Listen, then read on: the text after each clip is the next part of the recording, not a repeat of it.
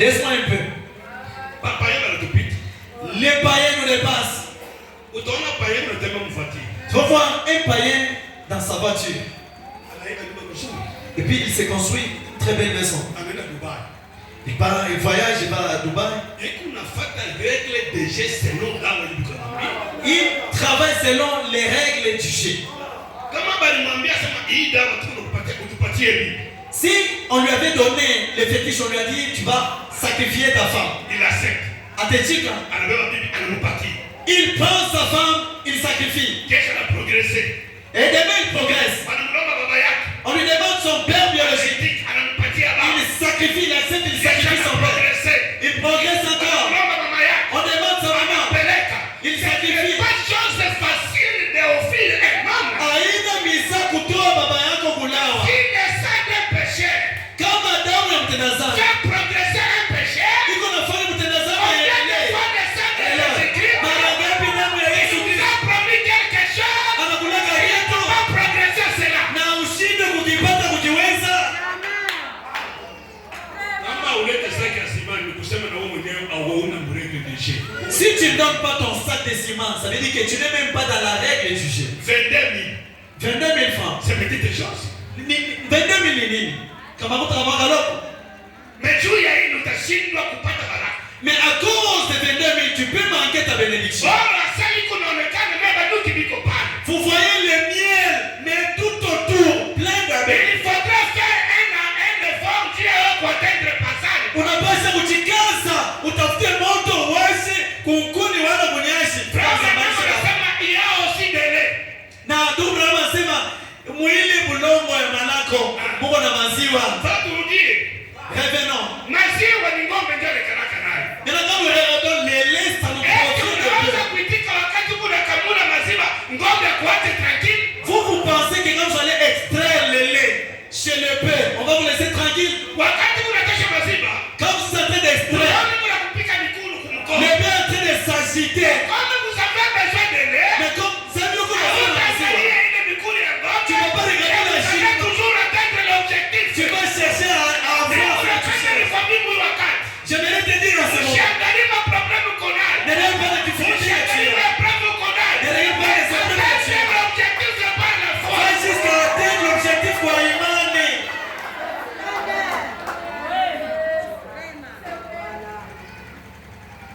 Paragraphe 18. Kifungo cha 10. Je pense qu'il nous serait avantageux nadhani tabaya lazima à nous tous de nous asseoir et de nous demander d'abord pourquoi nous sommes ici. Ndugu Branham anasema mimi naona ni mzuri tunyamaze mbele tuikale tulizane hapa tunaomba kufuata nini? Uyote ndio hapa chini juu ya nini? Juu ya nini nilitoka kwangu mimi nakuja hapa? Pourquoi j'ai quitté ma maison je suis venu ici? Kama wewe unatuuliza sema. Quand toi tu te poses la question Dieu m'a créé. de savoir Dieu a nini Mungu aninyumba. T'as pas ta réponse? Tu auras ta réponse. Frère Branham anasema. Branham dit kama ndege anapenda kutoka hapa ende Kolwezi. Si l'oiseau veut se déplacer quittant ici vers Kolwezi, il n'a pas le temps de se demander je dois effectuer combien de kilomètres. Dès que atajiuliza sema atakimbia atatembea mwendo wa kilomita ngapi? Je dois arriver à Kolwezi. Nitafika saka nitatembea je? Il s'engage. Kama ndege anaruka, il sait très bien que je dois arriver toujours à Kolwezi. Anajua kusema atapiga mabawa tatu kufika Kolwezi. Hata wakati. Hata kama inakuwa wakati gani? Mais nitafika tu. Mais je vais arriver. L'oiseau n'a pas besoin de connaître combien de kilomètres je vais parcourir. Ce qui fait que l'homme n'est pas venu. Mais il y a kutolea Mungu mwana waza ni kutolea. Wakati utashindwa mwenye maisha ya mtu. Dada. Les jours que tu reconnaîtras la valeur de ton Dieu, tu n'accepteras jamais d'offrir 500 francs. Les enfants d'Israël se battaient, se combattaient avec les Philistins. Mais au côté des Philistins, il y avait un géant, c'était Goliath. Kungambo wa Filistini balikuwa na mtu wapo wa munene wa Bilali alikuwa ni Goliath. En Israël, lakini Israeli lakini ndugu Branham anatufundisha anasema Kungamba watoto wa Israeli. Ulikuwa unaonekana kuna maungu ya kuweza kushimama kugombana. Alikuwa paka kufanya sawa. Alikuwa na 2 m 80. Lui avait 2 m 80.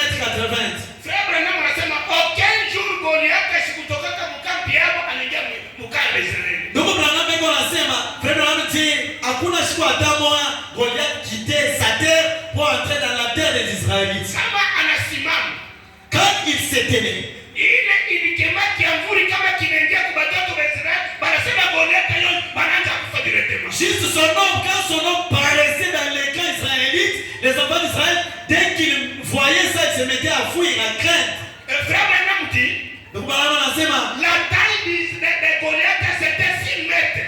Urefu wa Goliath ulikuwa ni 6 mètres. Sa patine de 3 mètres. Kilari yake kilikuwa na munene wa 3 mètres. Kama anamleba frère hapa, kama nilikamata bashi atakupiga hapa na kufa. Nikunipiga ukibao mimi na watoto wa Israeli kukua mtu anaweza kufanya face na Goliath. Parmi les enfants d'Israël, il y avait personne qui pouvait faire face avec Goliath. Lakini Vashimo a préparé un homme pour la. Mungu alikuwa anatayarisha mtu wa kugombana na Goliath. David. Alikuwa ni Daudi. David était là. Daudi alikuwa pale. Pour sauver uniquement les enfants d'Israël. Kwa watoto wa Israeli. Il était là. Alikuwa pale. Il préparait pour tuer Goliath. Eko anajitayarisha ndio kwa Goliath. Lakini mbele kufika mbele ya Goliath, alikuwa na experience quelque part. Il avait expérimenté quelque chose. C'est cette expérience qui pouvait lui donner le courage. Donc Branham anasema David avait une bossie. Cette bossie ilikuwa uniquement les sons qui étaient uniquement pour briser encore les enfants d'Israël. Ilikuwa ni muhuri yenyewe msaidia kuvunja vyote vilivyokuwa vinasimama mbele ya watoto wa Israeli. Ile siri yote ya watoto wa Israeli ilikuwa ni ndani ya David. Ilikuwa ni ndani ya Daudi. Tous les sages savaient quelle façon anapaswa kumangusha Goliath. Il ne pouvait pas savoir comment il pouvait terrasser Goliath. Il avait quelque chose dans sa main. Lakini alikuwa na kitu fulani mkono wake. C'était une lance. Ilikuwa ni mshareti. Un jour, siku moja baba yake anamwambia, son père lui a dit, mandugu yako wanagawa kuvita. Tes frères ont beaucoup tardé à la bataille. Sijua sema biko bazima au ni Je ne sais pas s'ils sont morts ou ils sont vivants. Beba chakula ukabangalie. Prends la nourriture, va les amener. Kama biko bazima, s'ils sont vivants, viens me dire papa, ils sont vivants. Le père de David n'avait sûrement vu David aller faire la guerre. Son père lui a dit, David, va voir si tes frères sont vivants ou pas. Quand David marchait, il voyait un paille en train de se laisser voir devant. Et on a dit, il y avait l'herbe qui bougeait. L'homme est là. Et on a dit, c'est mon espoir. Na ule moto il a sa confiance à Dieu. Akaweka imani yake na uaminifu wake ndani ya Mungu. Wakati alifika Buka, quand il est arrivé sur le camp, il a trouvé comment on avait tué les enfants d'Israël. Il s'est dit, même si je suis venu juste pour amener la nourriture, je ne peux pas laisser ça comme ça. Un enfant de Dieu dans l'église, vous pouvez me passer son nom.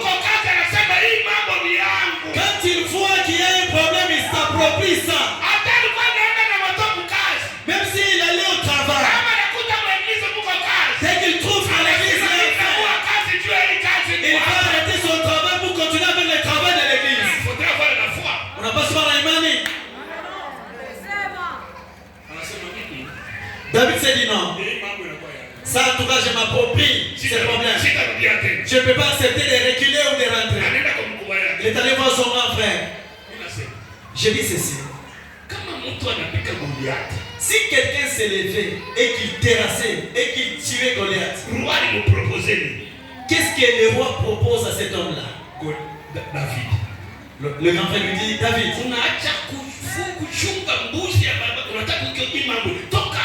as arrêté, tu as laissé de conduire et de nourrir les brebis du père. Tu es venu ici, David ne te concerne pas. David ne voulait pas que quelqu'un le décourage. Si tu as une vie de découragement, tu dois abandonner cette vie. Je vais te dire ceci. Si dans ton cœur il y a le découragement,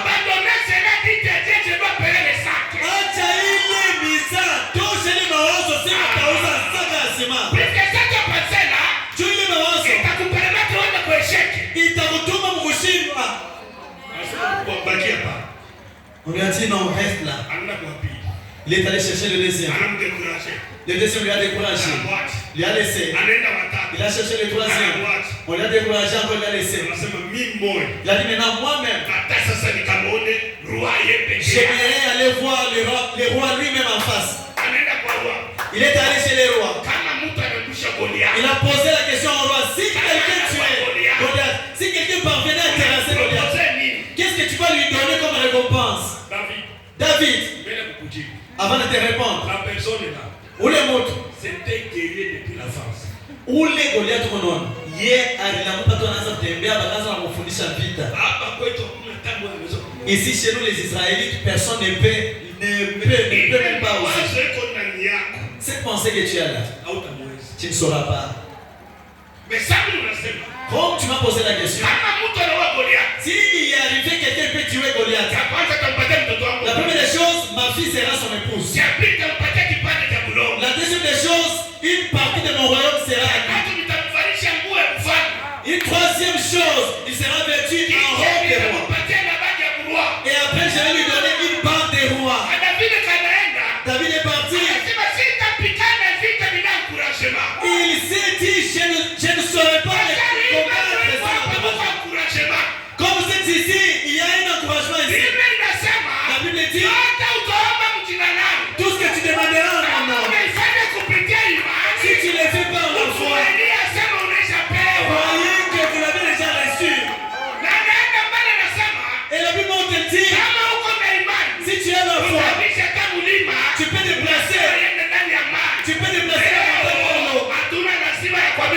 Aujourd'hui, nous n'avons pas besoin de déplacer les montagnes.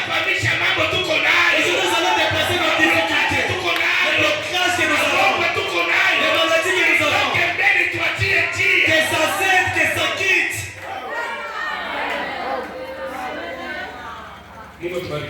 Amen.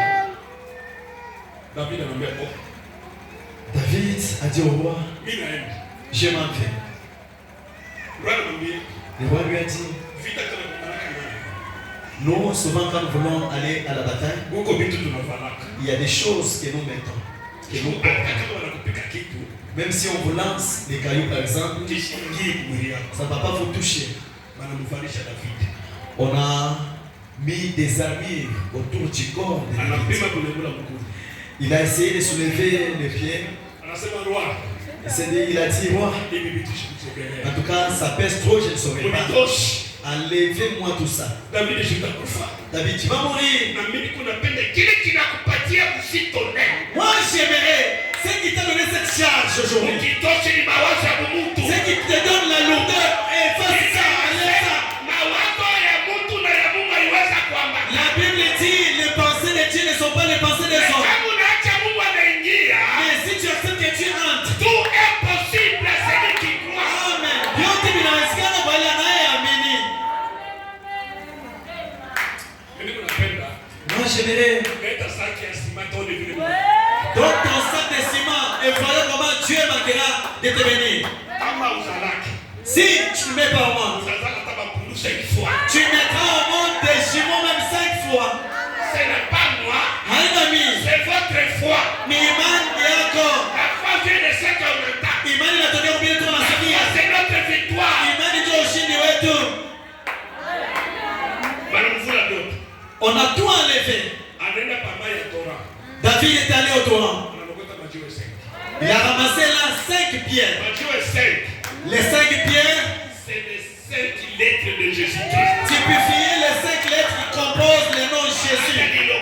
Quand il a ramassé les 5 pierres, il les a raffinées, c'était devenu une seule pierre. Là-haut, les enfants d'Israël étaient en train d'observer David.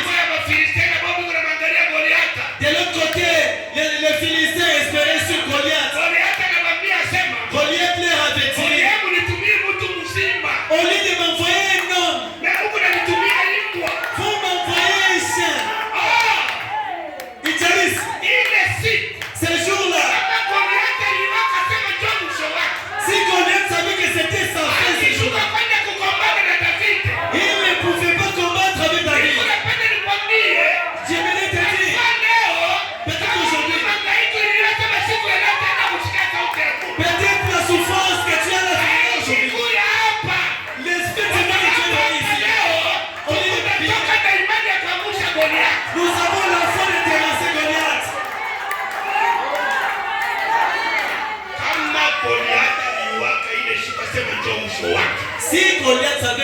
ces jours-là, c'était la fin de sa vie. Il ne pouvait même pas oser combattre David. Goliath pensait que c'était quoi? Il pensait que c'était la bataille entre corps et corps. La Bible dit, le combat est ce n'est pas un combat Jireh. Mais entre toi et moi, je vois que je vois Jireh.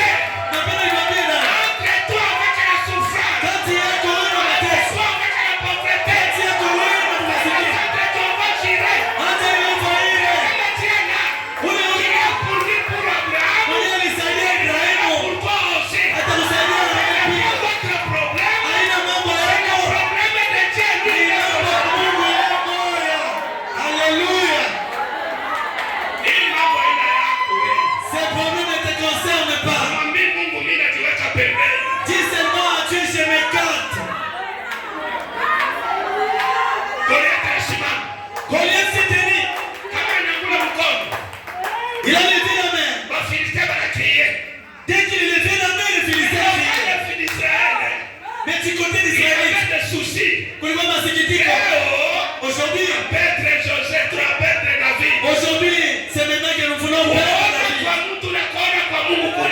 La manière de voir de Dieu et celle des hommes, c'est différent. Toi aussi aujourd'hui, toi, nous voulons seulement notre sang de ciment. La manière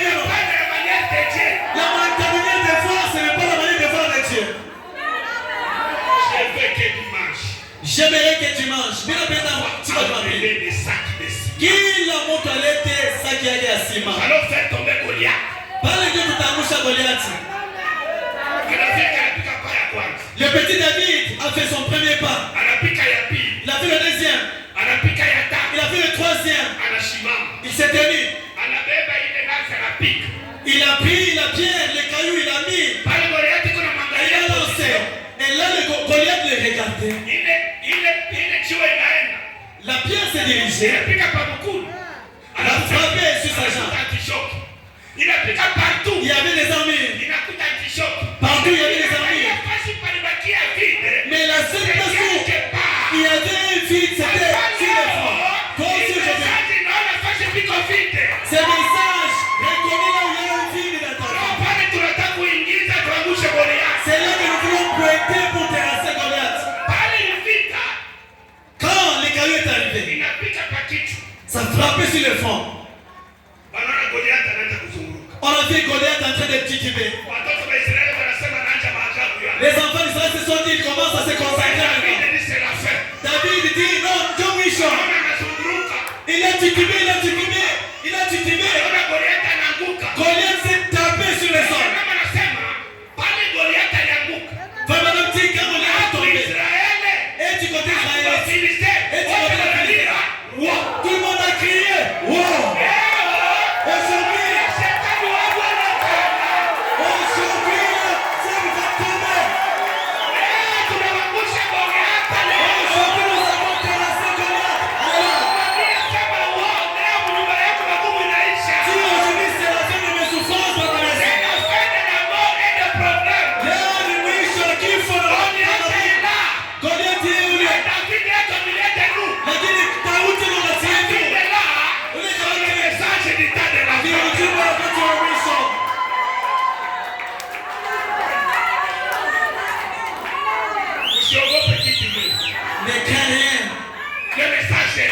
Aujourd'hui,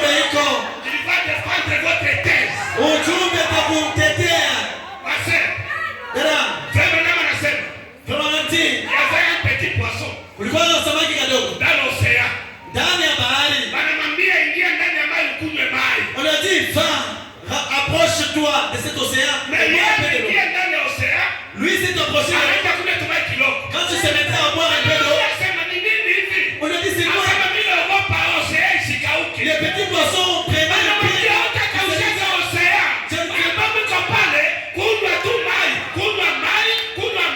On a dit aux poissons, toi bois et bois.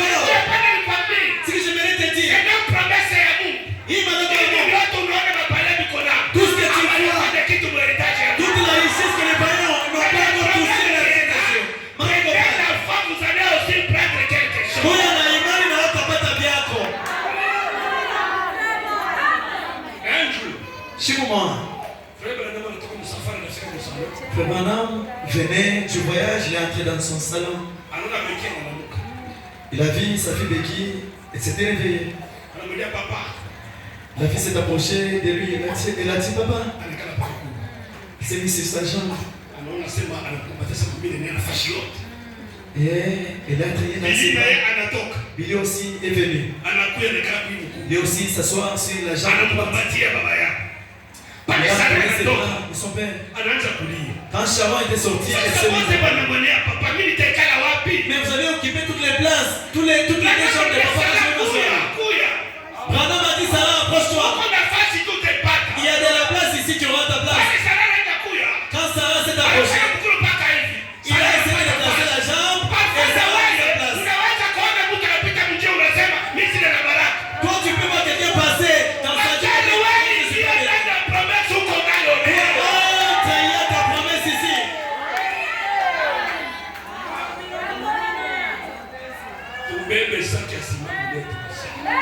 Prends ton sac de ciment et amène-le ici. Niko hakika quand tu vas l'amener ça, le Seigneur va te bénir. Seigneur, j'aimerais que tu fasses quelque chose pour tes enfants. Job atoto yako, Job kuishi kwako kwa kesho. Je sais que si les diables te raté toi, atakombanisha ni watoto yako. Job avait la foi. Ayubu alikuwa na imani. Wakati anatosha sacrifice, quand il avait offert, anatosha yake ya watoto wake. Il a offert pour lui et pour ses enfants. Mais aujourd'hui, lakini leo les chrétiens, ils offrent pour eux-mêmes, ils n'offrent pas pour leurs enfants. Quel est cet être qui a été assez aimable pour nous amener ici? Ni nani huyu mtu mwenye alistahili kutufikisha hapa? Nous devons considérer cela et lui demander ce qu'il voudrait. Tunapaswa ndio kuangalia hii mambo na tumuulize ni nini. Que nous fassions les buts que nous sommes venus accomplir. Kile tunapaswa kufanya ni kutimiza shabaha yenyewe tulikuja hapa dunia. Pour nous, Kenya litupangia. Mais il semble que nous désirons juste suivre le monde. Inaonekana kusema sha tufuate mapenzi ya Mungu, tuwe naenda kwa dunia. Mungu atubariki sana. Amen. Kama unafuata vya dunia sana utapotea. Quand vous suivez beaucoup plus la mondanité, vous allez vous perdre. Unaona dunia hii. Vous savez ce monde. Laisse-moi te dire une chose, ma soeur. Les dominationnels nous dépassent. Aujourd'hui, un jour j'étais appelé pour aller prêcher dans une église dénominationnelle. Il y avait un apôtre qui avait voyagé, qui avait quitté le Lubumbashi, qui était venu là chez nous. Il y a une chose qui m'avait beaucoup intrigué. Quand on a chanté avant que je monte à la chaîne, on m'a dit, pasteur, ce qu'il y a ici, nous avons besoin de l'argent. L'église ne saura pas marcher sans argent. On a dit à l'apôtre, pardon s'il vous plaît, tiens-toi debout. Il s'est tenu debout. On a pris la chaise de l'apôtre, on a placé ça devant les gens. On a posé la question. Que celui qui a $100 vienne déposer ces $100 et qu'il s'asseye sur la chaise de l'apôtre. J'ai vu des gens venir déposer $100. Il se met sur la chaise de l'apôtre et on les pose les mains. Et j'ai vu beaucoup de billets de $100. On a dit que celui qui a $100 s'approche aussi. Il va se mettre sur la chaise de l'apôtre. Ceux qui avaient les $50 avaient donné. $20, on descend. C'est mettre simplement sur la chaise de l'apôtre. Jusqu'à $10. On a dit 100 000. Que celui qui a 100 000 vienne qu'il s'assied sur la chaise. 50 000. Jusqu'à 20 000.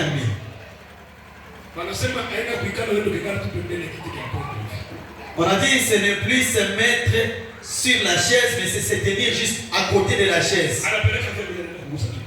Vous donnez 20 000, vous vous tenez juste à côté de la chaise. 10 000, on descend encore. Vous passez juste 5 000. Je me suis posé des questions, mais ces gens, ils n'ont même pas Dieu. Ils ont fait cette chose. Mais nous qui avons un véritable Dieu visible. Tu étais malade, on a prié pour toi, tu es guéri. Tu étais malade à l'hôpital, tu es guéri. Mais pour donner $100, il n'a pas bien ma tête. Il y avait une femme. Pourquoi dada moi? À l'époque d'Élisée. Moi, quand tu as Elisha Nabi, Élisée ne faisait que passer. Alors la femme a observé Élisée. Elle s'est dit, celui-ci doit être un serviteur de Dieu. Le deuxième jour, Élisée est passé. La femme a dit à son mari, moi, je pense qu'on peut apprêter quelque chose à manger pour cet homme. Je les vois souvent passer ici et ils montent sur cette montagne à aller prier. Cette femme a commencé à préparer de la nourriture pour les prophètes d'Élisée. Alors sur moi, tellement que la bonté de Dieu était montée dans son cœur. Elle a dit à son mari, j'aimerais qu'on construise une maison en étage pour ces serviteurs de Dieu. Mais la femme et son mari habitaient dans une maison. Mais seulement elle avait conçu une idée de construire une maison de 3 pièces pour les serviteurs de Dieu. Son mari a dit, comme ça on va décaisser tout ce qu'on avait dans notre récolte, on va construire. Ils se sont mis à acheter les pierres pour la fondation. Ils ont appelé les ingénieurs. On a examiné, on a commencé la fondation de la maison d'Élisée. On a construit cette maison en étage, mais dans sa maison, ils étaient pauvres. Quand on a fini de construire la maison, il a payé tous les ouvriers. Et après, il a dit à Élisée, la femme a dit à Élisée, je n'aimerais pas que tu puisses manquer ta tête. Voilà la maison et les clés sont là. Élisée a appelé son serviteur Géasi. Essaie de calculer la dépense totale de toute cette maison. Ça coûtait combien? Mais lui-même a habité dans une maison à part. Mais elle a accepté de construire pour moi. Géasi, va demander à la femme ce dont elle a besoin. Même si elle veut entrer dans le palais du roi, je dirais au roi de laisser la place, de laisser cette femme entrer chez lui. Qu'elle demande tout ce qu'elle voudra. Cette femme a dit à Élisée, je n'ai besoin de rien. Tu n'as pas envie d'avoir quelque chose? Géasi a dit à Élisée,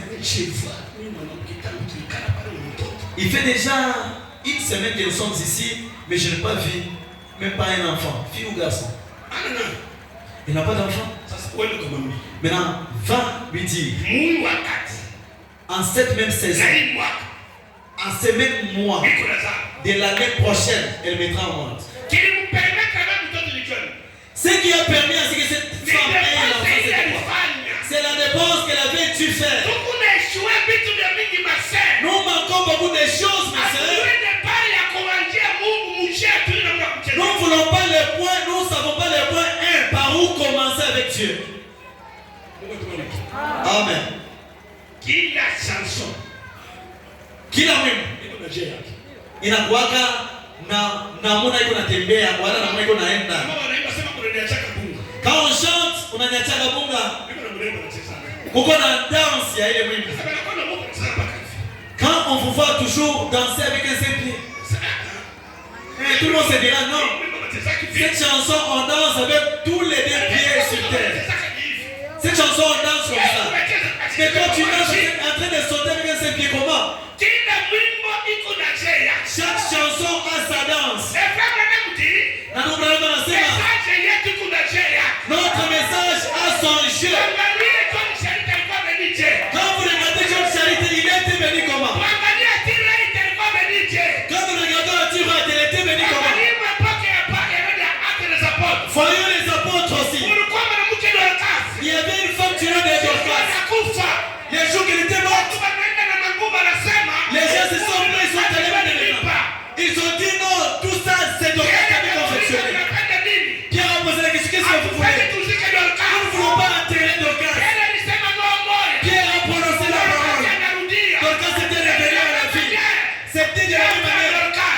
Dieu a fait une grâce.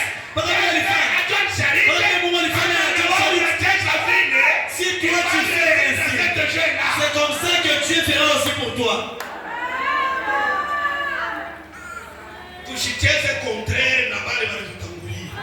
Ne marchons pas contrairement à ce qui nous ont précédés. Cela me rappelle une fois. Je n'aime pas prononcer ces mots. C'était juste un clochard qui est venu à la porte. Il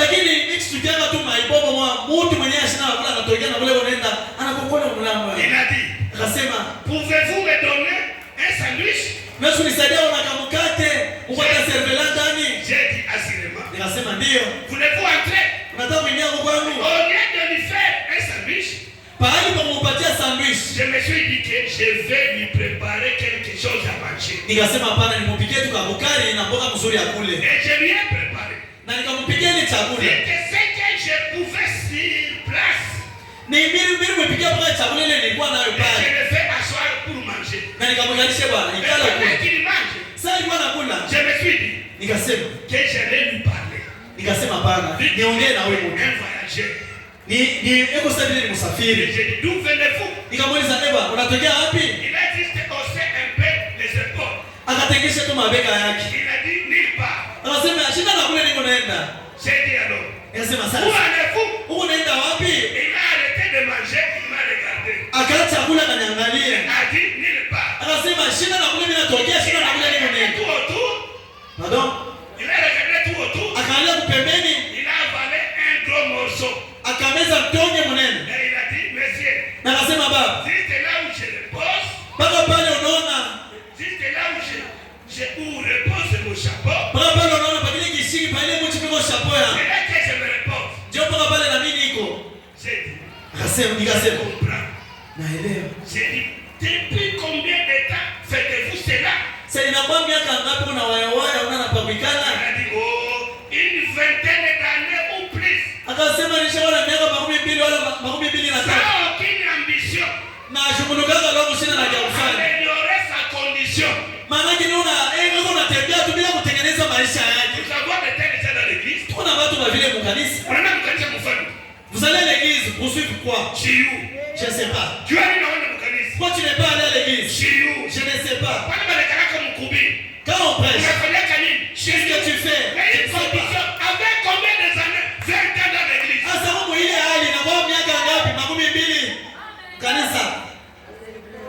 Vous n'avez pas gagné? Vous payez la dîme? Non.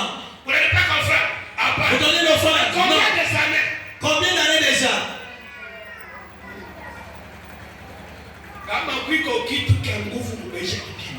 S'il y a une chose difficile, c'est le paiement de la dîme.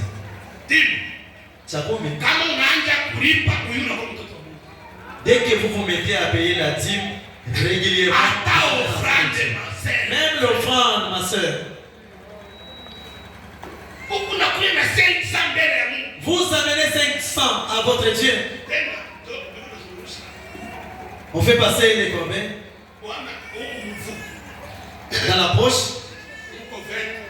il y a un billet de 20 000, billet de 10 000, billet de 5 000, billet de 1000 francs. Et ici, il y a aussi 500. Et les doigts savent choisir. Les doigts tombent seulement et précisément sur le billet de 500 francs. Mais quel jour David atagusha Goliath mnyumba yako? Quel jour ici vous gagnez Daudi ataterrasser Goliath mnyumba yako? David alikuwa ni benediction kwa watu wa Israeli. David était une bénédiction chez les enfants d'Israël. Est-ce qu'au milieu de nous, nous avons de David? Kati yetu tuko na Daudi.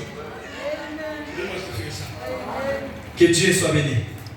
Kama uko David, si tu es réellement David, c'est tout ma sœur ya kuaméliorer vie yako. Ujikaze ubadilishe maisha yako. Usiamini bila ambition kwa église. Ne crois pas sans ambition dans l'église. Tu as reçu le Saint-Esprit. Il faut que tu aies aussi l'argent. Mais c'est ça. Le Saint-Esprit, tu as déjà reçu. Tes Demande aussi à Dieu de te bénir matériellement et financièrement. Si tu veux que ça ne marche pas, donc ton sac de ciment, ça va changer. Si Josué dans ses corps, avec un sang rouge comme un homme, il a prononcé la parole sur la et le soleil s'est arrêté. Combien de fois nous ferons, nous qui avons pris le message, nous qui avons le sang de Jésus-Christ? J'aimerais te dire une chose.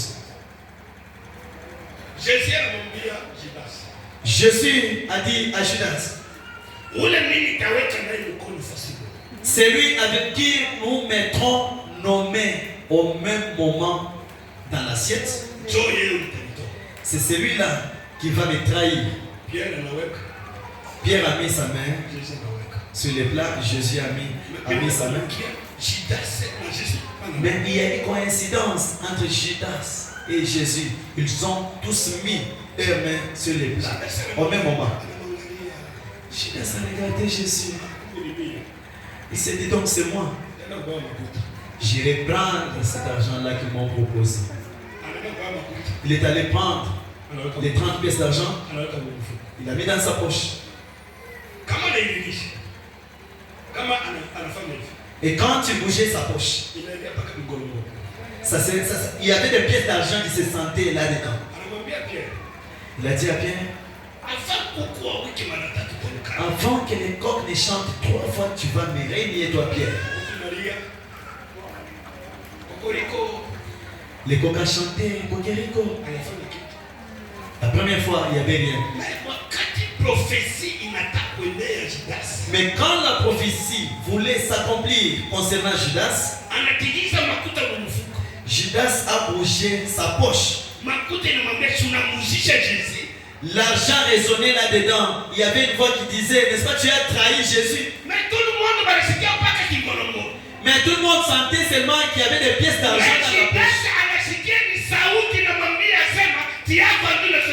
Mais Judas, dans ses oreilles, il entendait une voix qui lui disait, tu as trahi Jésus, tu l'as vendu. Pour Pengine, ce sont des bruits inutiles. Des fois chez toi, c'est une prophétie. Utasema Bwana, cette prédication d'aujourd'hui, moi c'est le Judas dont on parle. Je sens qu'il y a l'argent, les 30 pièces d'argent dans ma poche. Quand c'était le tour de Pierre, les coqs ont chanté pour la première fois. Tout le monde savait que c'était les coqs ordinaires. Mais quoi, Petro akamwambia, unamkana Yesu Petro. Petro anasema ndio ni kweli. Oh, que je ne mêle pas avec ça, je me rends à Dieu. Mais tout le monde, quand tout le monde a compris, vraiment, il est saoulé. Amen. Hii ujumbe unatukumbusha maisha yetu yote. Même si tu t'es prostitué hier, nous allons parler de ça aujourd'hui. Si tu as critiqué hier, nous allons prêcher aujourd'hui. Même si tu avais conçu une mauvaise pensée, nous allons parler de ça aujourd'hui. Parce qu'il fallait que les gens pour te rappeler que tu es dans une mauvaise vie afin que tu quittes.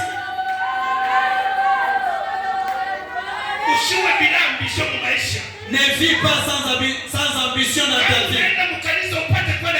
Quand tu pars à l'église, tu dois avoir un objectif. Ushikwe mikono mitupu kukanisa.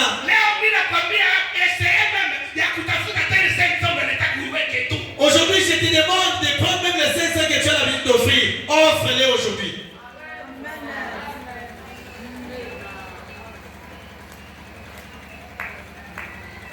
De saisir l'attitude des gens. Mungu anangalianga ni hali ya watu. Si tu sais que j'appelle instable. Pale watu ni wanaona bashomo shimamo. Pale watu wenye bashimama kibukanisa kama kaka.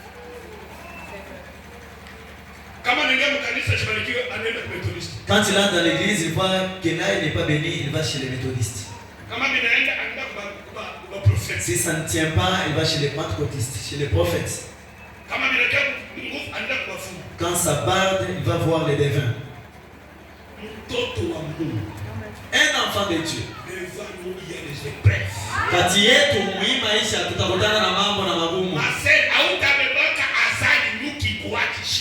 Tu ne peux pas profiter le miel sans que tu ne sois piqué par les abeilles. Si vous avez des doutes, cherchez là où il y a le miel. Va prendre ça, amène-les nous. Nous allons voir si on n'aura pas de musulmans. Il y aura que des choses. Soit tu vas les prendre, soit tu vas échouer. Tu vas à moins que tu sois enseigné, que tu saches comment s'approcher. Mais si tu n'as pas la technique, tu seras piqué jusqu'à mourir. Et Dieu te dit le miel est ici. Vas-y, je te pique qu'on en est.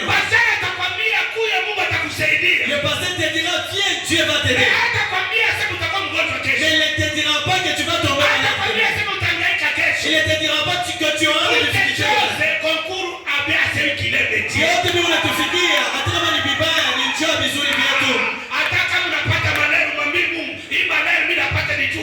Même si tu tombes malade, dis Seigneur, je suis aujourd'hui malade à cause de toi. Tu peux prier aujourd'hui sans exaucement. Mais il va attendre le jour où tu auras la difficulté. Regardez Daniel prier. Chaque jour ne faisait que prier. Dieu est allé répondre et exaucer à sa prière quand tu étais jeté.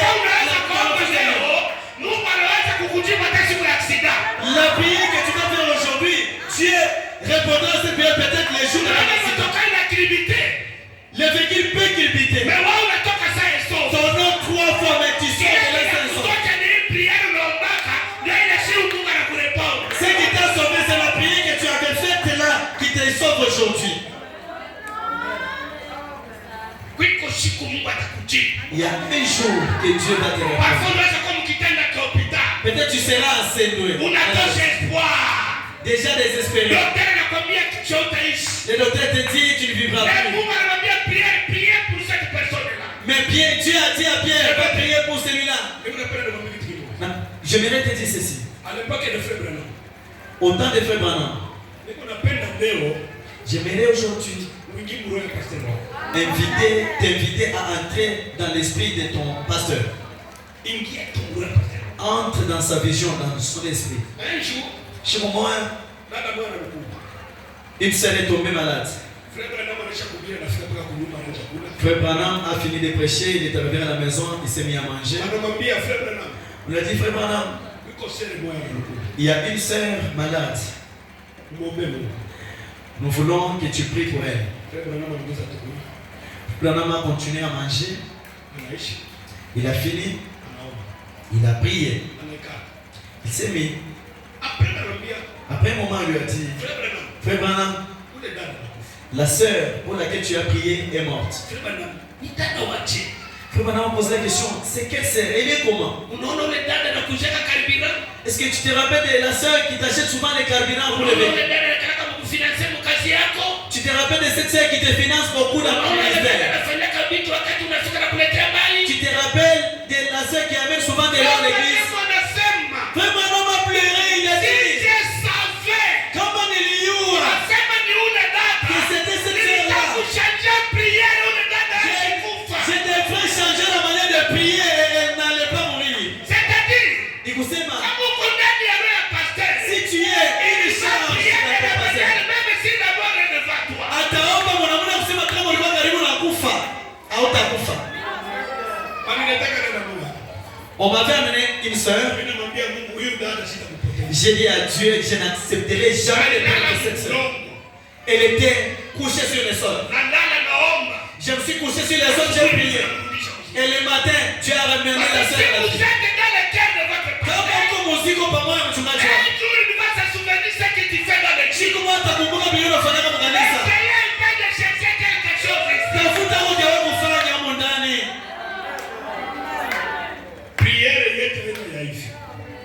prière, ce n'est pas comme ça. C'est comme ça, avec des gourbilles. Tu viens. Seigneur. Oh Dieu. Ces briques, c'est moi qui en avais acheté. Seigneur. Seigneur. Cette tôle, c'est moi qui avais acheté. Seigneur. Seigneur. C'est ciment, c'est moi qui avais acheté. Seigneur. Cette place, c'est moi qui avais acheté. Maintenant, Seigneur, tu veux me laisser dans cette difficulté. Tu ne vas pas me laisser. Si tu avais aidé, tu ne marcheras pas, tu ne feras même pas des pas, ma soeur. La foi, c'est notre victoire. Imani ni ushindi yetu. Et si vous demandez quelque chose par la foi, na kama unalomba kitu kwa imani, c'est qui amen. Écoute d'abord. Nakumbuka nisome kitu kimoja.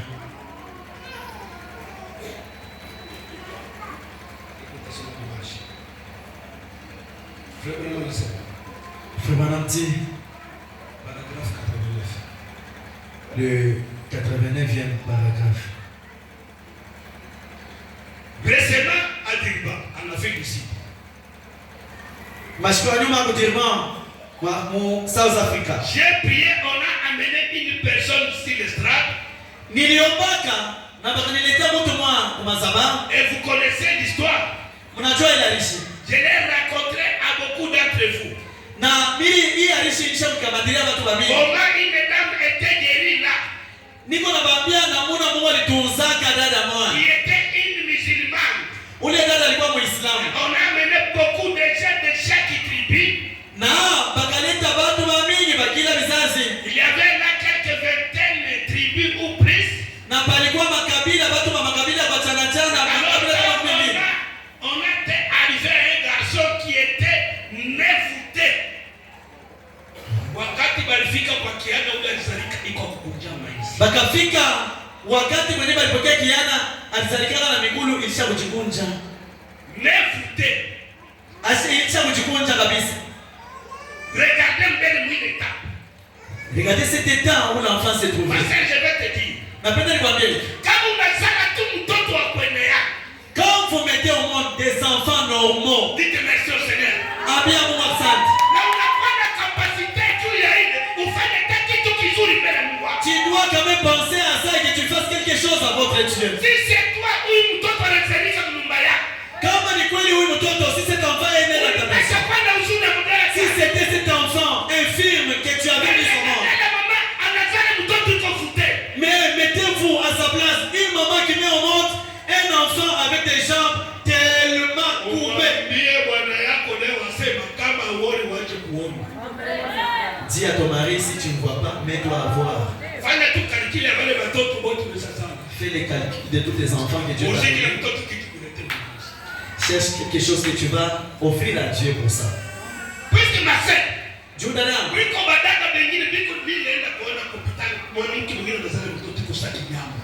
Je suis allé à l'hôpital, j'ai vu une soeur, une femme qui a accouché, un bébé, on dirait une bête. Quand vous mettez au monde un enfant normal, vous devez dire merci Seigneur.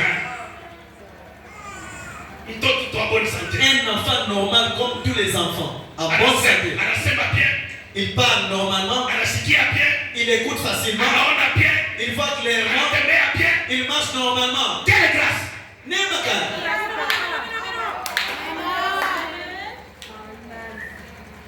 Et qui marche sur ses mains. Na ule mtoto alizalika na migulu, kisha kulikunja na kutembea kwa mikono. Eko na kunjama, eko na tembea na mikono, eko na libulula na mikono. Dada, vous pouvez vous imaginer la pensée de cette maman-là. Vous endurez une souffrance de 9 mois. Avec des douleurs de l'enfantement et puis vous mettez au monde un enfant comme ça. Quelle douleur vous allez sentir dans votre cœur. Quelle tristesse, mais Dieu vous fait grâce. Vous mettez au monde un enfant normal. Et quand vous regardez l'enfant, il ressemble à vous-même. Mais quand il s'agit de venir à l'église,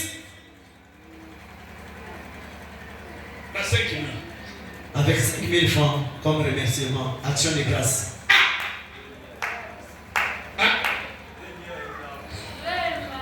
Ingrat. Et des fois, vous venez mais vite.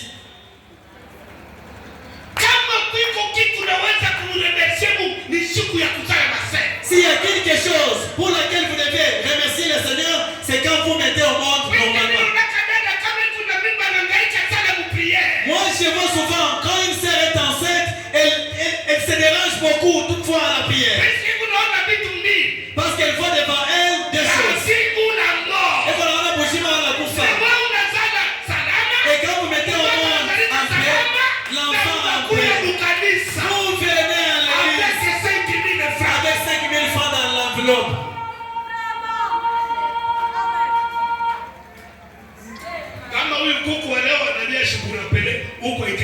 Si ces coqs chantent aujourd'hui et que vous ne vous rappelez pas de vos fautes, vous êtes incrédule.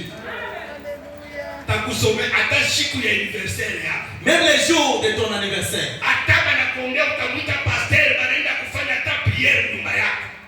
Bien compris pour vous ici à l'église, invite les pasteurs et les anciens qu'ils aillent faire même une courte prière seulement. C'est les jours où vous allez prendre même les fleurs vous donner à votre pasteur.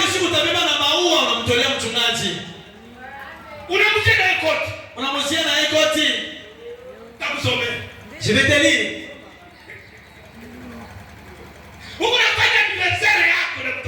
Vous êtes en train de fêter votre anniversaire. Mais c'est la prière du pasteur qui fait que cet enfant-là grandisse. Mais vous laissez votre pasteur comme ça là. Anniversaire. Fête d'anniversaire. Faut mieux ne pas le faire.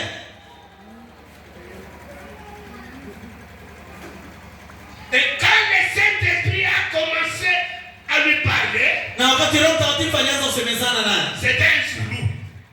Alikuwa ni Zulu, wakikabila Zulu kwa Afrika. Et quand le Saint-Esprit s'est mis à parler, a dit à cet homme, akaambia yule mtu, et nos tantôt africains, alikuwa ni Mwafrika wa kweli. ne même pas distinguer sa main droite et sa main gauche. Ashikuwa hata kujua, ashikuwa anajua Et sisi il a ndio même kuna dit mume qu'il ni Yesu. était les gens, ce sont les vœux. Et les sorciers, ce sont les vœux. Na balozi na baba kashimama. Tenus à la laine. Bakashimama na bao pale. Quelle nouveauté se sont-ils éclatés? Et les chefs qui étaient inventés avec éventail ont fait arrêter les éventails. Ni mambo nilifanyika pale, ilifanyika kati ya wachawi, balozi bebe alikuwa pale na sultani, ni mambo yalipitikana. Mungu atubariki sana. Que Dieu vous bénisse. Unaona mkazi wote balozi. Vous savez, dans tout ce que vous faites, sachez que les sorciers vont te combattre. Dans tout, les sorciers vont chercher à te combattre. Si vous voulez vous accoucher au maître monde, sachez que les sorciers ne seront jamais contents. Quand vous commencez une œuvre, un travail, sachez que les sorciers sont juste à côté de vous.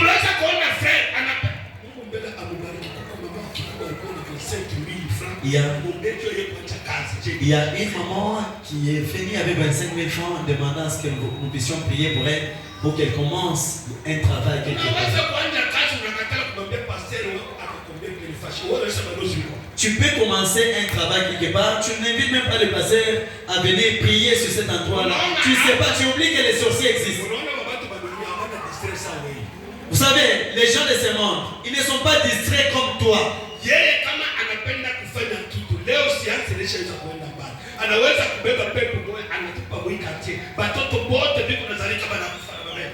Il y a des gens animés d'une mauvaise volonté, des satanistes. Ils peuvent faire quelque chose de formide ou des cérémonies. Vous mettez au monde dans un quartier comme ça. Tout le monde, vous mettez au monde des enfants meurent. Il y a d'autres personnes qui sont même au hôpital, docteur Makuta,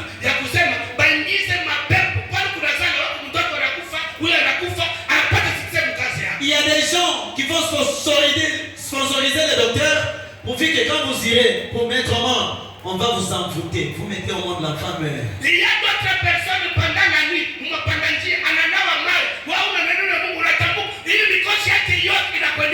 il y a des gens la nuit, il va se déshabiller sur les carrefours, au milieu de plusieurs chemins, de plusieurs plusieurs fois. Il se tient là-bas, il ôte les habits, il se lave, il lève le soir. Quand vous venez, on vous attrape, ça vous attrape comme ça. Vous pouvez être là en train de vendre, vous et votre voisin. Lui prospère, mais vous jamais. Ça ne marche pas. Je vous dis que tout à fait, ne reste pas loge, je vais quoi. Même dans l'église, les sorciers peuvent être là. Dans tous les domaines, les sorciers sont là. Et si tu savais que les sorciers sont là, vous allez chercher la foi pour vaincre les sorciers. Et pour vaincre cela, il faudrait vivre la parole de Dieu.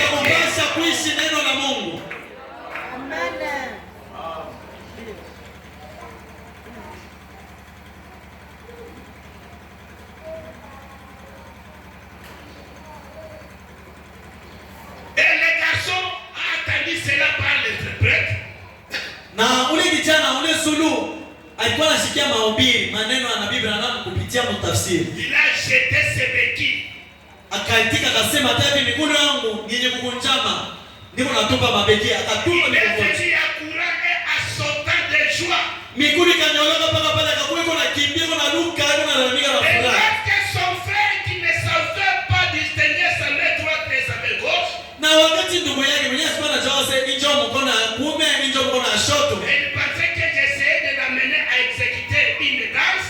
Na yeye kwa anaanza kusema mimi naanza kumfundisha ndio namuona yeye kucheza. Alikuwa anaanza ni bwana kufundisha mchezo wa kidunia. Mkoona mloko yake mnaluka alikuwa anafurahi. C'est lui avec quelque chose.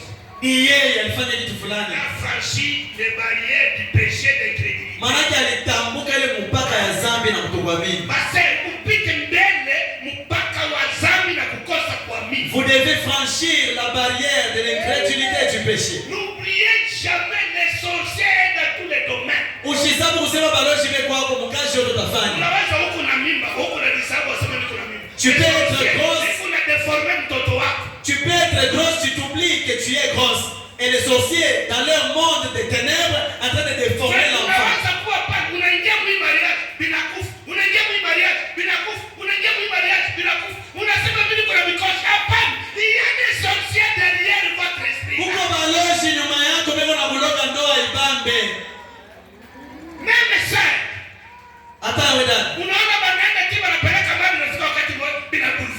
On commence avec vous la cour, fiançailles, jusqu'à verser la dot, mais après, ça s'annule. Vous avez des enfants, même 10 enfants, 20 enfants, des fois, vous avez des enfants, 10 enfants, 11 enfants, mais jamais, vous les gardez toujours chez vous. Mais je vais te dire, il y a une place.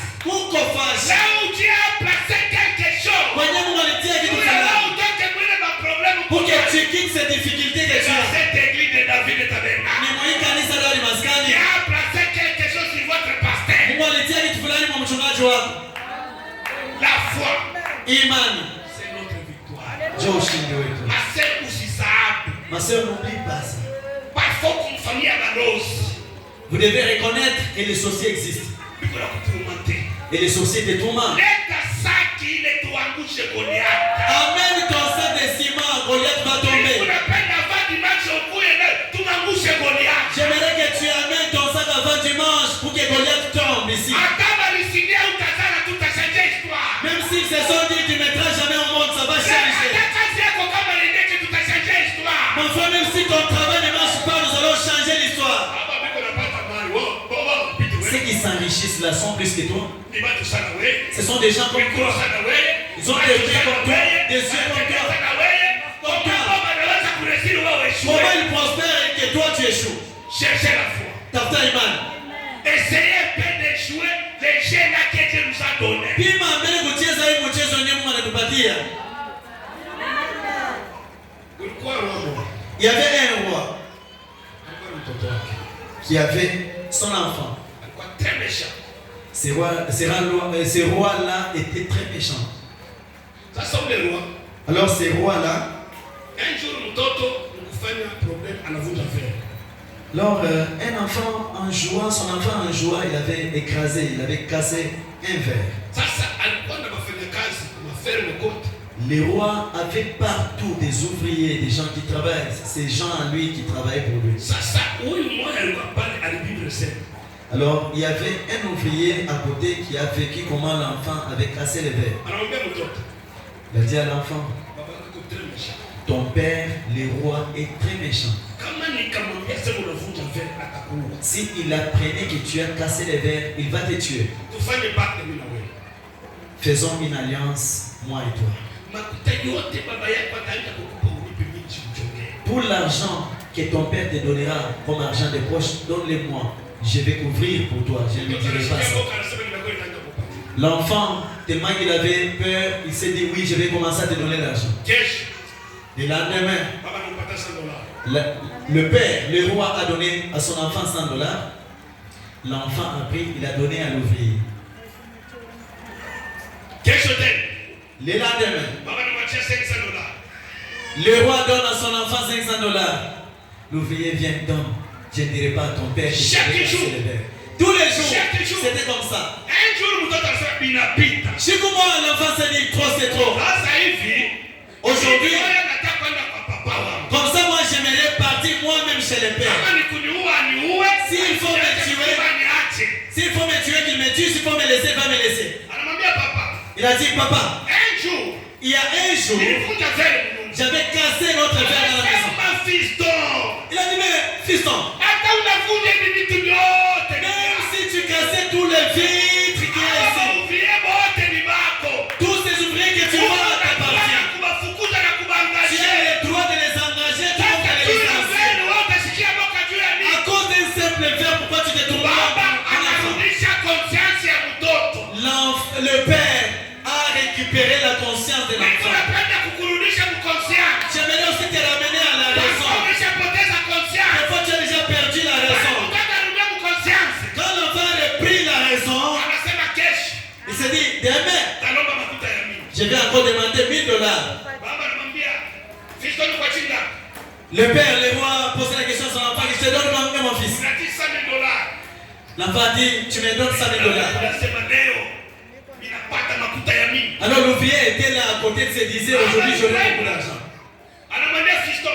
Le père est parti, il a donné $100,000, le père est parti. L'ouvrier est parti voir le petit enfant, donne-moi encore. L'enfant a dit, attention, trop c'est trop, aujourd'hui je ne te donne pas. Aujourd'hui, tu seras renvoyé. Et je vais te demander de tout payer, tout ce que je te demande, tu vas. Quand l'ouvrier s'est rendu compte que l'enfant avait récupéré, il savait qui il était. Il s'est agenouillé devant l'enfant. L'enfant a dit aujourd'hui, en tout cas, on va divorcer. Parce que j'aimerais que tu fasses que tu es l'enfant. Tu as souffert il y a longtemps. Même si tu as $500, c'est à l'hôpital. Dès que tu as $1000, c'est l'accident. Mais aujourd'hui, tu as tué. Et parler avec toi face à face. Aujourd'hui, si au diable, Seigneur avec toi, parle avec ton père, tout te sera remis. Comment tu vas accepter d'être malade et puis manger chaque jour? Oh non, c'est le diable. Nous n'avons pas la promesse d'être malheureux. Nous avons la promesse de la bénédiction. Et si nous avons la foi, nous allons triompher dans le monde. Aujourd'hui, parle avec ton Dieu. Dis à Dieu, Seigneur, assez. J'ai trop de pensées à l'hôpital. Mon travail n'avance pas, le diable me tourmente.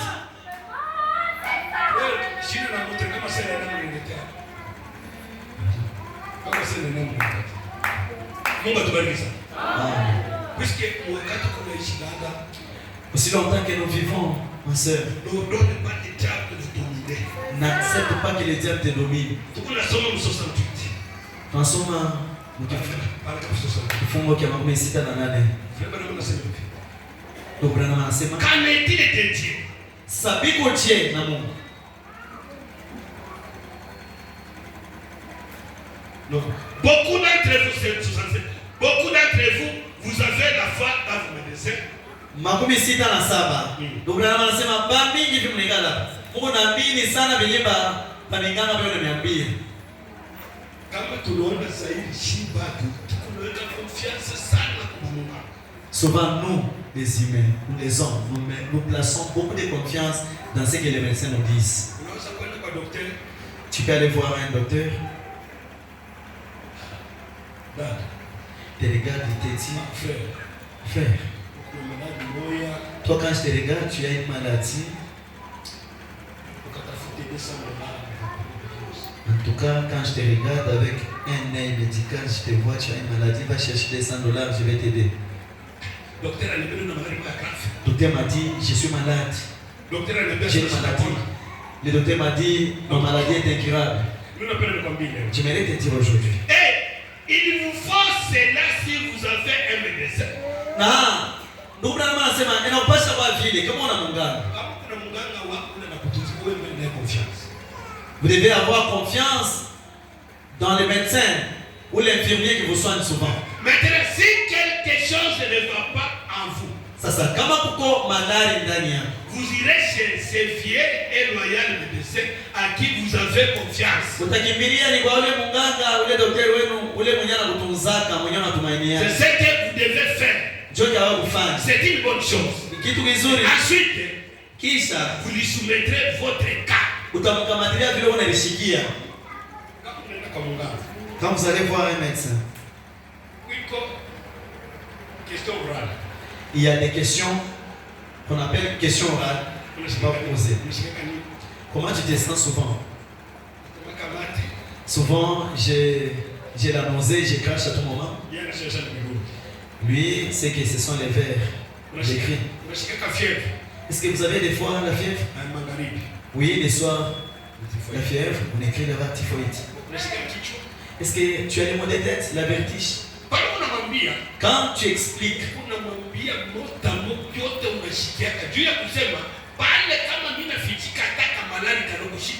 tu lui dis exactement ce que tu ressens. Quand tu caches même une seule chose, tu ne seras jamais guéri. Les docteurs là a droit de vous tuer et de vous sauver. Ule munganga wana kamatia malaria yako. Anajua dawa ya kukua na dawa ya kukuacha mshima.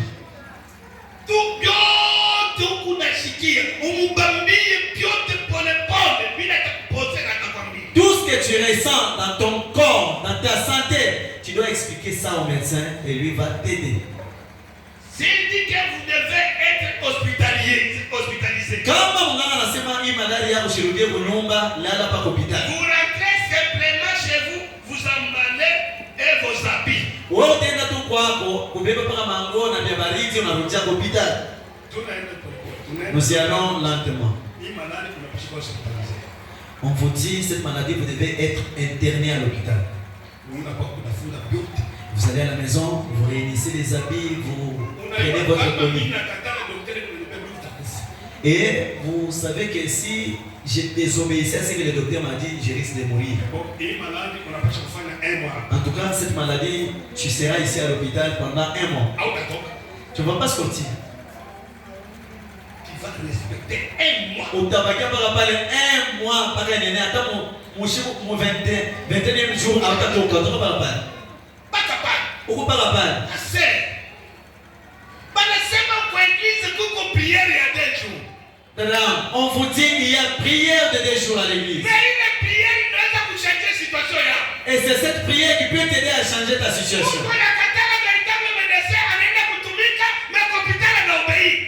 Vous refusez ce que le véritable médecin vous demande de faire. Vous obéissez à un médecin, à ce que le médecin traditionnel vous dit. Un médecin ordinaire vous dit, vous acceptez ça.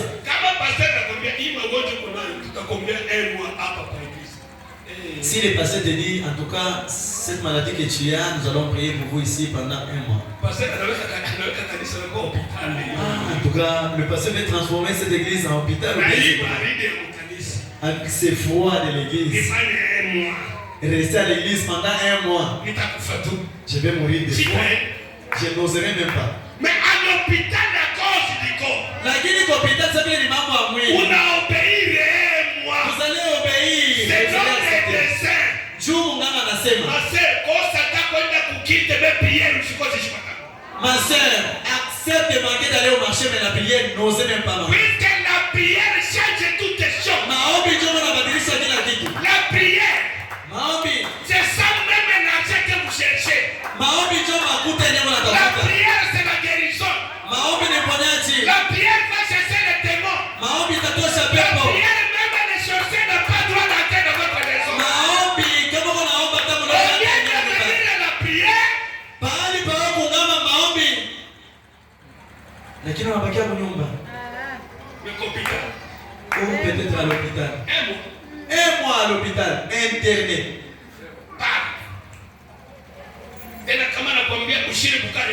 Et quand on vous dit aujourd'hui tu ne manges pas, tu ne mangeras pas. Si le docteur te dit en tout cas, nous avons examiné ton ventre, tu ne mangeras pas pendant un mois. Tu ne mangeras pas.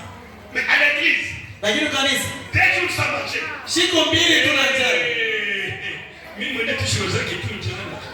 Moi d'ailleurs j'ai toujours été faible. C'est-à-dire que Dieu n'a pas de valeur devant les gens. Mungu hana na bei mbele yako. Vous rentrez simplement chez vous, vous emballez vos habits. Utarudia mbio kwako, unabeba vya baridi, unafunga manguo. Et vous vous ferez transporter à l'hôpital. Na banabeba mbio kumotoka kupeleka kwa hospitali. Certainement. Vous devez foi dans le médecin. Ndio. Na basi bana si ne décide pas qu'il vous faut aller à l'hôpital. Na kama yana baba mpaka anasema unapaswa kwenda kwa hospitali. Vous devez être hospitalisé. Na kama daktari anakuambia unapaswa kwenda kwa hospitali utatoka. Fera une ordonnance. Atakuandikia karatasi ya madawa ya kuuza. Et vous donnera un sachet plein de pilules. Na atakupatia sachet tele na madawa. Et vous les avalez quoique vous ne sachiez pas ce que contient ces pilules. Utaanza kunywa ile dawa asubuhi, midi na magharibi bila kujua sema hii dawa yenyewe unakunywa Mungu nini. Vous avez foi dans votre médecin. Lakini juu unachoto sasa ni munganga, hivi ananipa sasa ni nguni, ni kunye tu. Akakupa kifurushi kia hivi. Ni kunya. Asubuhi 12h 18h. Mkazunguruka Matin, midi, soir. 12h. À 12h, vous prenez les poutres. Les soirs, vous prenez. Mes frères, madame, nous avons 3 heures de sacrifice de prière. 12h et 15h. Pendant la journée. Vous la respectez. Pendant la journée, nous avons 9h, 12h et 15h. Vous respectez prière. Si vous n'avez pas l'habitude de respecter les heures de sacrifice, bon, n'ose même pas. Avec les musulmans. Les musulmans, à chaque heure de leur prière, à tout moment, chaque jour, ils prient. Tous les jours. Et toi, vous avez la chose réelle. Mais vous avez l'authentique. Vous n'avez même pas le temps de respecter la prière. Vous respectez le médecin. On est chimie à Minganga. Mais le médecin guérit le corps. Mais le véritable médecin, c'est le Seigneur Jésus-Christ. Au lieu de respecter le médecin, respectez la parole de Dieu.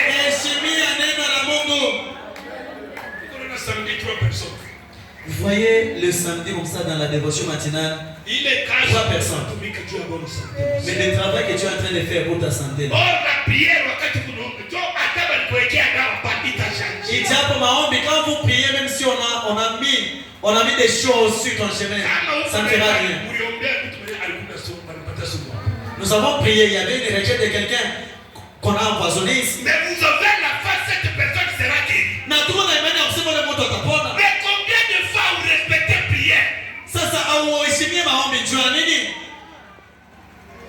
Chérie, je suis malade, matin, midi, soir, tu ne m'amènes pas à l'hôpital. Tu dis pas à ton mari de t'amener chez le pasteur pour prier. Tu t'en soucies même pas de ma santé. Lazare, il était ressuscité. Lazare, il faut foutre. Après, il était mort. Après sa résurrection, il était mort encore. Mais un jour, il t'a coupé. Il est malade. On est sur les ponts à Léon, on a dit que moi, il a coupé ma tête.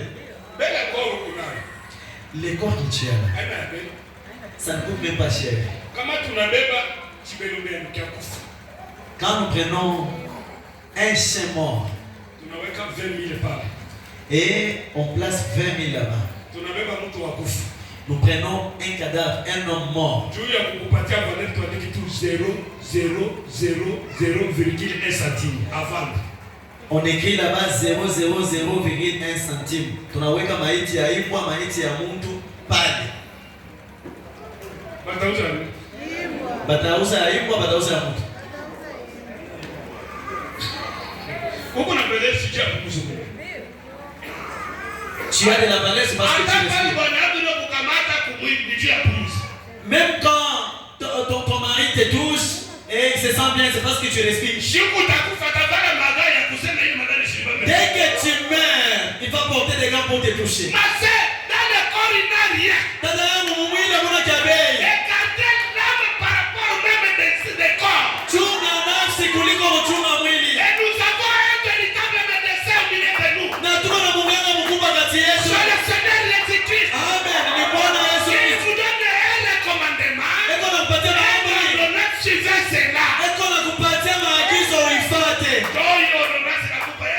Voilà l'ordonnance que Dieu vous donne. 22 000 francs. L'ordonnance qui va t'aider dans beaucoup de choses. Qui va te tirer dans beaucoup de souffrances. Qui va te donner la joie sur cette terre.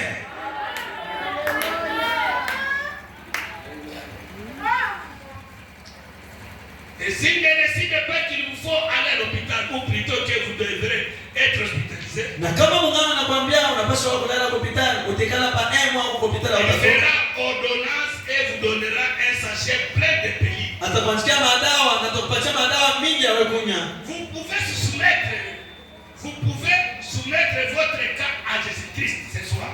Unaweza kuwa na ile mambo yako na mkabadilia Yesu Kristo. Hii wakati unapenda leo umbambie Yesu mambo yako yote. J'aimerais qu'aujourd'hui que tu soumettes ton cas à Jésus-Christ. Usifitike hata pasi piko maumivu hata moja. Ne cache rien même là où tu as des douleurs. Tu dois prononcer ça. Mimi nafanya kazi ya bende. Nafanya hivi ya bende. Nekana hivi ya bende. Sasa hapa leo mimi nakwambia mambo yangu yote. Dis-lui Seigneur, j'ai tout fait, ça ne marche pas. Mais aujourd'hui, je t'amène mon cas. Les voici. Anamuuliza Bartimaeus. Il a posé la question à Bartimaeus. Unatafuta nini? Que veux-tu que je fasse pour toi? J'aimerais voir. Pour que Bartimaeus voie. Il y avait une ordonnance. Kulikuwa agizo. Qu'est-ce qu'il a fait? Alfani. La femme est tombée malade. Seigneur. Bartimaeus a dit à Dieu, Seigneur. Il avait des tourterelles qui faisaient un jet et les gens se mettaient à regarder et laissaient quelque chose. Il a dit à Dieu, Seigneur, si tu guérissais ma femme, je prendrai mes 2 tourterelles, je vais l'offrir à toi, les offrir. Avant qu'il ait fini à parler, sa femme guérit. Il s'est dit, j'avais promis à Dieu. Il a pris les 2 pigeons, il a sacrifié ça au Seigneur. Il s'est croisé avec le sacrificateur. On a dit à Bartimaeus, comme ça, garde les pigeons, qu'on s'échange. Comme ça, je te donne mes 2 pigeons, toi tu vas garder les tiens. Il a dit au sacrificateur, moi j'ai promis à Dieu de lui donner mes 2 tourterelles qui m'aident à manger. Il est allé au temple, il a sacrifié, il a déposé les tourterelles. Il est rentré à la maison. L'enfant est tombé encore malade. Il a promis à Dieu, si tu guéris mon fils, je prendrai cet agneau, je vais te l'offrir. L'enfant était guéri.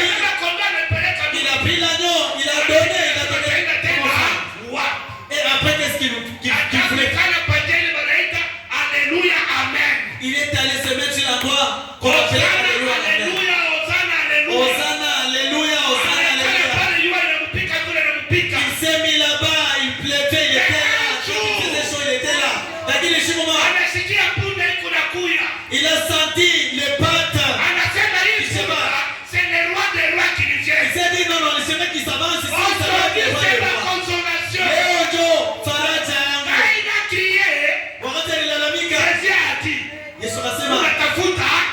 Quel fais-tu que je fasse? J'aimerais voir, Seigneur. Il a dit, recouvre la vue. Quand Bartimaeus a recouvert la vue, On a dit à sa femme. Unasikia ile chibile. Unasikia ile fulani makelele. Le bruit que tu entends là, ton mari a vu. Unasikia ile chibile. On a dit à l'enfant. Tout le bruit que tu écoutes là, ton père a vu. Ils ont couru vite. Il a dit chérie. Ça fait longtemps. Il n'a pas bien sauti. C'était seulement ta voix. Mais aujourd'hui, je t'ai vu. Mon fils, aujourd'hui, je t'ai vu. J'aimerais que tu dises aussi. Il n'a pas bien bénédiction. J'avais des bénédictions. Mais aujourd'hui, j'aimerais voir ma bénédiction. J'ai des bénédictions. Aujourd'hui, j'aimerais voir ma guérison. Il y a un médecin qui opère sa cicatrice. Qui fait toutes les choses. Il donne les choses à son temps. Sur le Seigneur Jésus-Christ. Il est le même hier, aujourd'hui, éternellement. Ce qu'il a fait chez Bartimée, c'est ce qu'il peut faire aussi chez toi. N'oubliez jamais qu'il y a des sorciers. Même dans votre maison. Un jour les sorciers vont vous visiter. Mais si vous avez la foi, ça va passer.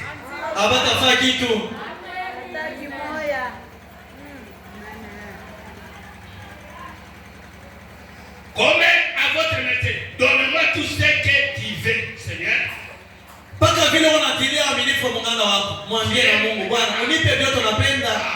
Tu es mon médecin. Alors vous avez la victoire. Alors vous avez la foi qui triomphe. Vous n'allez plus jamais rechercher une autre ligne de prière. Vous ne cherchez rien d'autre. Vous aurez cela juste là.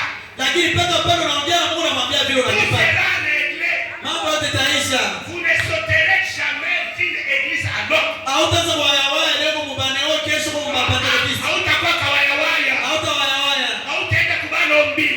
Tu n'iras pas chercher ceux qui prient pour les gens.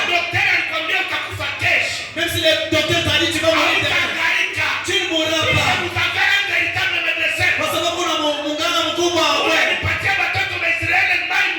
Celui qui avait donné la manne dans le désert aux enfants d'Israël.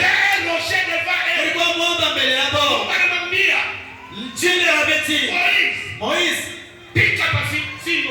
Dieu a dit, donne un coup avec ton fouet sur ces rochers. Moïse avait la révélation. Il a frappé pour la première fois. L'eau ne sortait pas. Il a frappé pour la deuxième fois. L'eau était sortie. Une grande quantité. Tout le monde a bu. Frère Branham a dit, la première fois, c'est la venue de Jean-Baptiste. Il va écouter baptisage. C'est la préparation de Jean-Baptiste. Il va écouter dans la vie de Jean-Baptiste, il n'a rien fait. Wakati Jean-Baptiste, malgré Jean-Baptiste kufatana yeye asifaki. Asifanyaka miracle hata moja. Il n'a rien fait. Il n'y avait pas de miracle avec Jean-Baptiste. C'est la première venue. Il va écouter baptisage. Lakini kuja wapi? C'est William Marion Branham. Ni William Marion Branham. Wakati Mungu alifanya ile maajabu. Quand na banyama balipona. Même les poissons étaient ressuscités. Na samaki alifufuka. Même les poissons. Na badege. Ils ont parlé en anglais. Balisema Kiingereza. Les chiens. Na imbwa. Parlé en anglais. Aliposa mu Kiingereza. Même les bébés. Hata mtoto mchanga. En anglais. Alilia mu Kiingereza. Pourquoi? Kwa nini? C'est la deuxième venue. Alléluia. Amen. Amen.